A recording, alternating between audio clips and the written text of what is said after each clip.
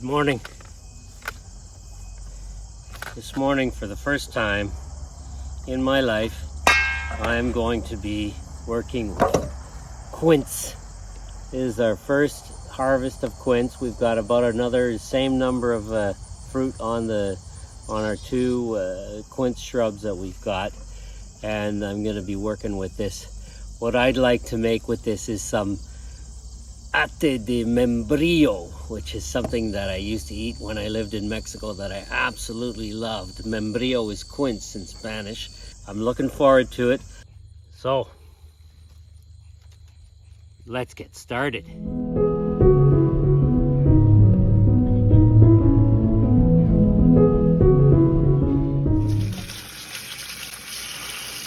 Now, apparently quince can be actually eaten like an apple. Whoa, it's tart though, and that's why it's better to cook it. And because it's tart, well, that's an indication that it's full of pectin. And that's why it's so good. You can use, instead of, you see, the thing is, I like jam, but to make some jam, if you use pectin in it. Anyway, here in Ontario, pectin's expensive. You're going to be ending up paying like some ridiculous amount of money for your pectin. And I want to be completely, I don't want to have to buy the pectin. So I grow my pectin. I've probably talked about the winter watermelon before. That didn't work as well as I hoped, but I'm hoping this works really well. Quince is famous for being full of pectin. I mean, if you know, it's called quince cheese in English. Doesn't sound very appetizing. Ate de membrillo, it's sort of like a quince leather, but leather's really thin, whereas quince leather is about that thick.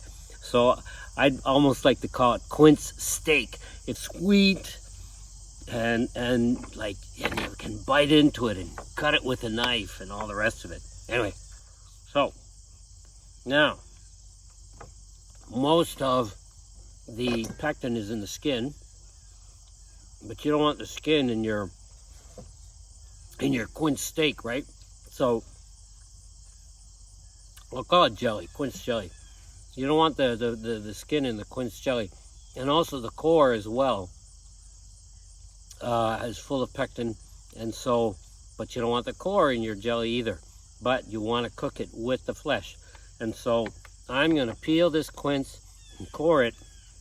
And the peel and the core I'm going to be putting in this cloth here. And the cloth, I'm just going to close it up nice and tightly. And I'm going to put the closed cloth with all the skin and the cores in it, into the pot with the flesh and cook it all together so that I get all the goodness of the skin and the flesh and all the rest of it. So now I'm just going to peel it. Peel all the skin off. This is the thing, you see, you've probably noticed I haven't made as many detailed videos recently. It's because this is what keeps us really busy this time of year. With all the harvests, it's not just harvesting. I mean, harvesting is easy enough, picking stuff, but it's also all the, preserving it and everything so that it lasts all winter. And that's a real team effort. Maggie and I do it together. Well, as in we both work on it. And it keeps us busy. Okay, I don't know how. Oh wow, look at that nice thick piece of flesh. Let's taste this. Wow. Tart, but good. I like tart. Probably with a bit of salt. That would taste good too. So now, I'm cutting the flesh off the core as much as I can get. There we are. So all these pieces of skin are going to go in here. Got a piece of core there. No, it's fine. This is the flesh. So I'll straight in the pot. A nice, this is a nice heavy bottom pot because these are it's gonna have to simmer. I don't want to be simmering this for several hours. well, for at least 2-3 hours, simmer it. Bring it to a boil, let it boil for a little while, and then simmer it for a couple hours until all this flesh becomes nice and sweet. And it's going to turn like red, kind of like a deep red, which is odd because it's yellow. And so here we have the core, and I'm not going to cut it open, but there are lots of seeds in here. Actually, I'll cut this one open because I do want to keep some seeds. So there's the core, full of seeds. Look at all those seeds. Look at that beautiful core. Beautiful little pentagon.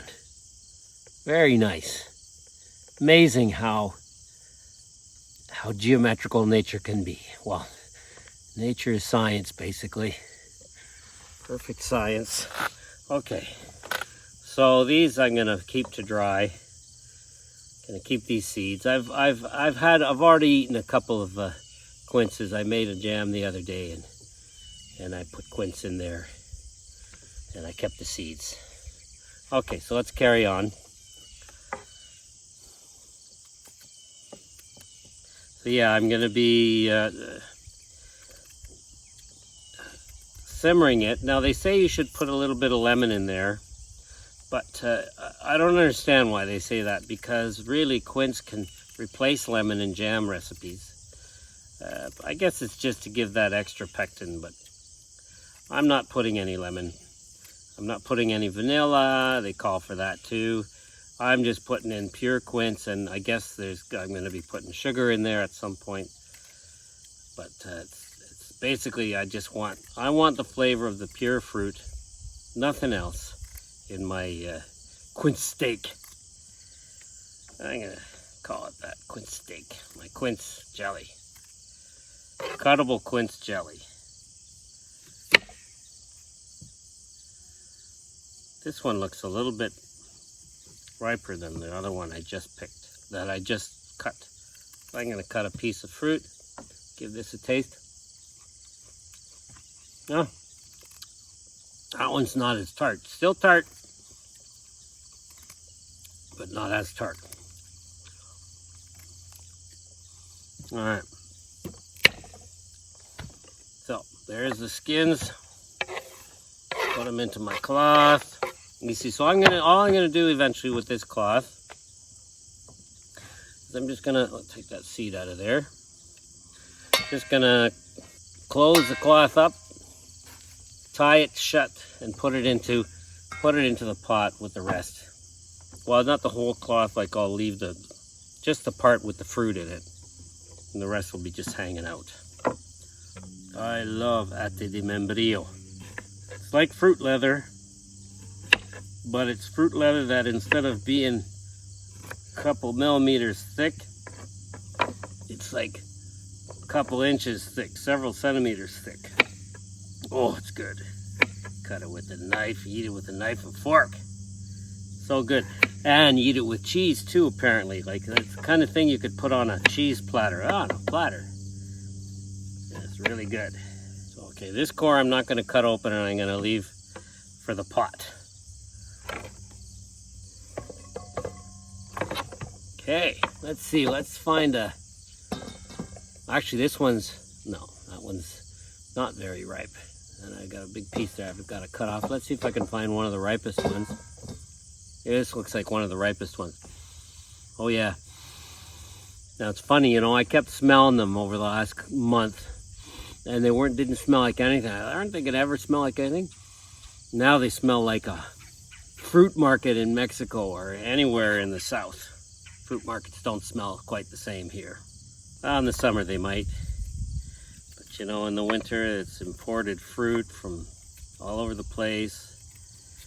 That was picked green, so it's not going to smell the same way. Not going to ripen the same way. Let's taste some of this. Really, really ripe quince. Still tart, but sweet at the same time. And a really, really nice flavor. like a really tart apple or pear, I guess. I'm going to relate it to apples and pears. In fact, we got a ton of pears this year, and I think that's a combination of the fact that the rose bush for the first time gave us thousands of blooms, and it was right beside the pear.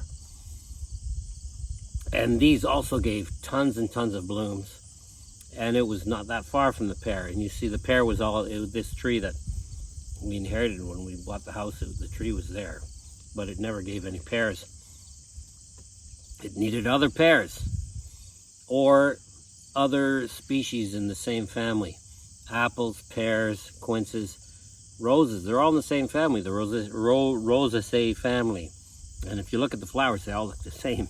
Rose flower, like the little wild rose, the rose flower, the pear flower, the quince flower, the apple flower, they all look the same. And so I'm thinking that's why we got so many pears this year, because our other pears back here didn't flower yet. They're too young. And so it was all alone, but it was the roses and the quinces, I think, that allowed it to bear fruit. Anyway, so I'm going to continue peeling all these. All the peels and all the cores are going to go in here. I'll show you after. I'll close it up, put it in the pot, cover it just barely in water, boil it, simmer it until everything gets nice and soft. And then I'll let you know what the next steps are, because there are other steps for making the quince leather, I guess. Well, I'll just call it quince leather. That's thick quince leather. All right. So we'll meet up later.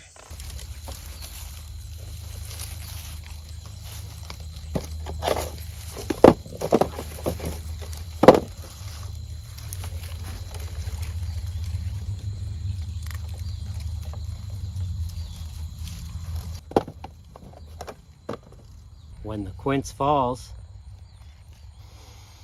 then you know it's ripe, or when it has a nice fruity scent to it, like a nice wonderful fruit market. And you know, when it falls to the ground, it's good for still a couple days before anything goes after it, because I know what it is about the quince skin. The insects don't go after it right away, but they do eventually go after it. Beautiful morning. Morning with the crickets in the sunlight by the garden. Right by where Maggie and I got married, right here. Love doing something for the first time in my whole life. Never made quince leather my whole life. In fact, never really ate quince in my whole life. No, never. Today's the first time I taste fresh quince. I put some in a jam the other day, but I didn't taste it. I don't know why. Oh, it was really green, that's why. It was fruit that had fallen wild green. You see now, this life, doing things like this, we don't have machines. You know, we don't have the threshing machines and stuff like that.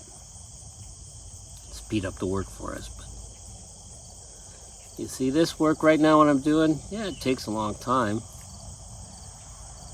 But doing this instead of, I don't know what, watching videos, watching TV. I suppose I don't have as much time to, when I do this, I don't have as much time to read books, and I like reading books. But this is life. This is living. Humans lived like this for tens of thousands of years, if not millions of years.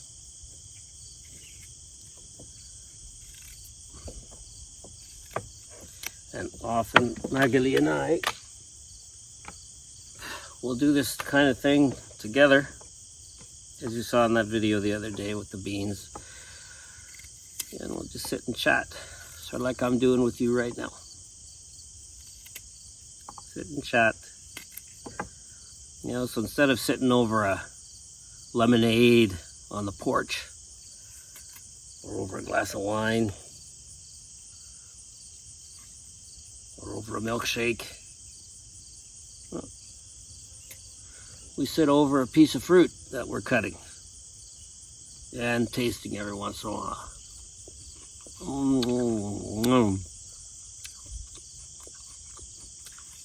I'm talking about life, and remembering that we are here to love life, to live, to experience, to learn, and to love each other and to be loved, and also to learn to love ourselves. Very important. You can't completely love anyone until you know to love yourself. Accept who you are. I'm about to run out of memory space on my phone, so I'm not going to record any more of this peeling process, so I can save some space for when I'm all done. Here is the fruit, and then here's all the skin and the cores in this cloth here. I guess it's a type of a cheesecloth. It's a flour cloth, I think. This is called a flour cloth, I think. Anyway, doesn't matter, they all work. So I'm just going to tie this shut, and I'm going to put it in here with the fruit and let it all cook together. I switched pots because the other one was too small. This should work better. This way the fruit will definitely stay under the water, and I'll mostly cover this up.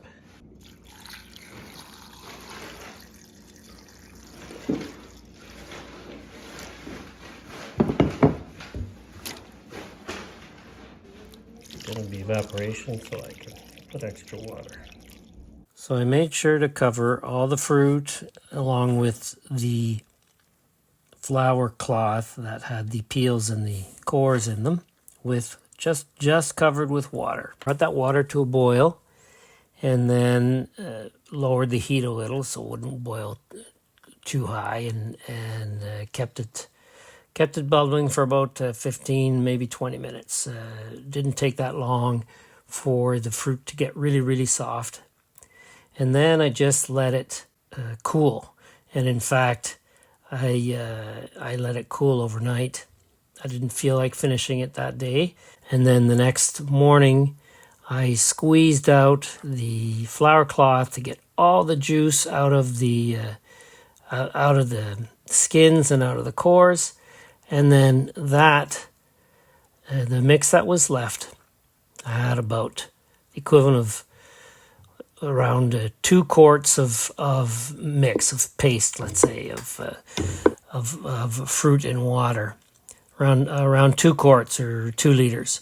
Now I knew that there was way too much water in there because I had used a lot of water to cover up that flour cloth, and so the recipe called for putting as much volume of sugar as you do liquid, but I knew that I had double the liquid that I should have if I had just covered the fruit, and so I only used half. I used about a quart of sugar.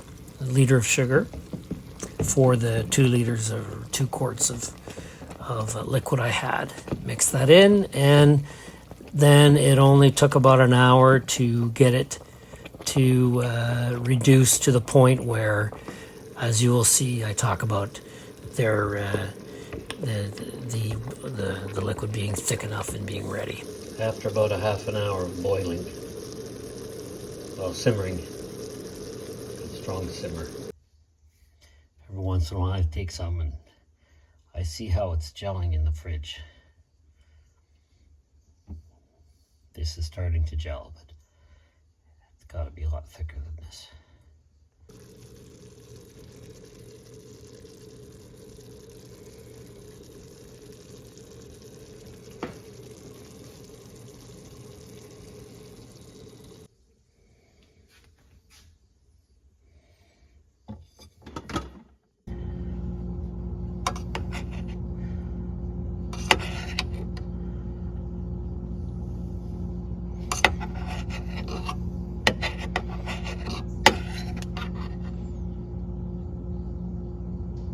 a squarish pan that's about the size, I think, so I'll have the depth that I like, along with some butter to grease it with a little.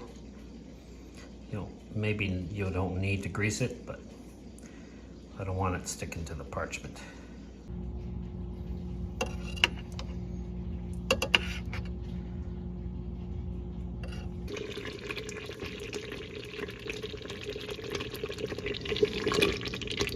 Starting to look like melted chocolate. Yeah, I think this is ready because I don't want it to burn. And you know, if it doesn't quite gel, then I'll know next time. But I think this is the trail they were talking about. But they said it would be the trail when you drag the spoon along the bottom of the pot. You see that? Drag along the bottom. See that trail there? And look at how it's sticking to the spoon. Yeah, it's like really sticking to the spoon.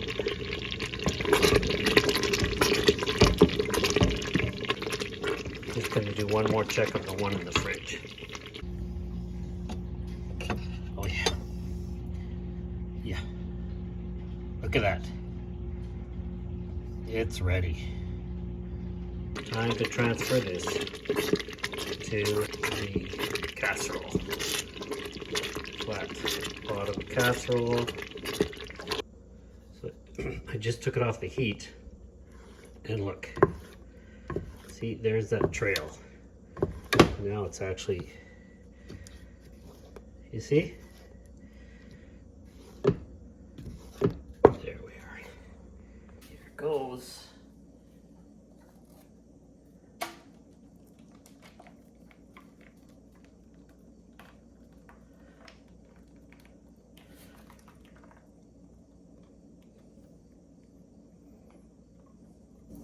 Now, the recipe says to stick it in the oven at the lowest temperature. I think that's 125 Fahrenheit for a couple of hours, but I'm not going to do that because it also said that in Europe, where this comes from, in Spain, they stick it in the cupboard for a week and let it dry.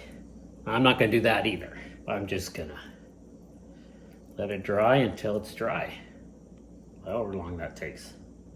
All right, let me see if I can flatten this. So, here we go. There it is. It's already firming up, which is really nice. See how that turns out.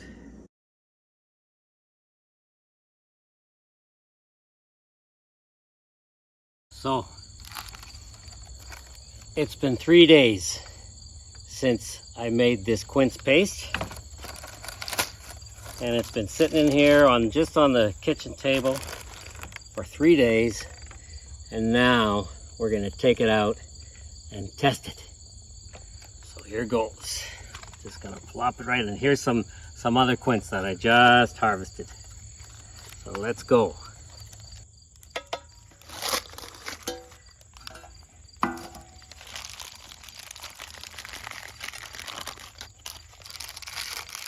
Let's see how this turned out.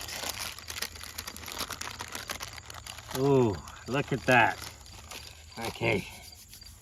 Now I'm going to cut right through the middle. Oh, the first time in my life. This looks so good.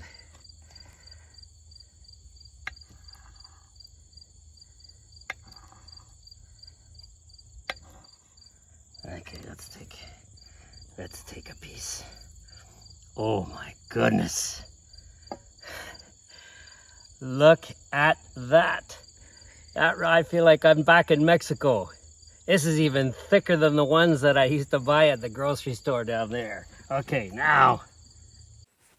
Time for the taste test.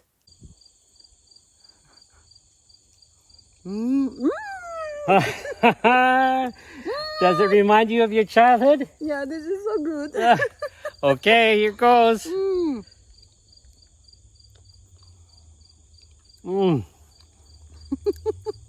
This is so Oh, good. delayed reaction too.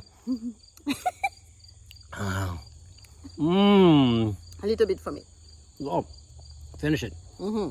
Oh. This is delicious. Perfect. Ah, c'est bien.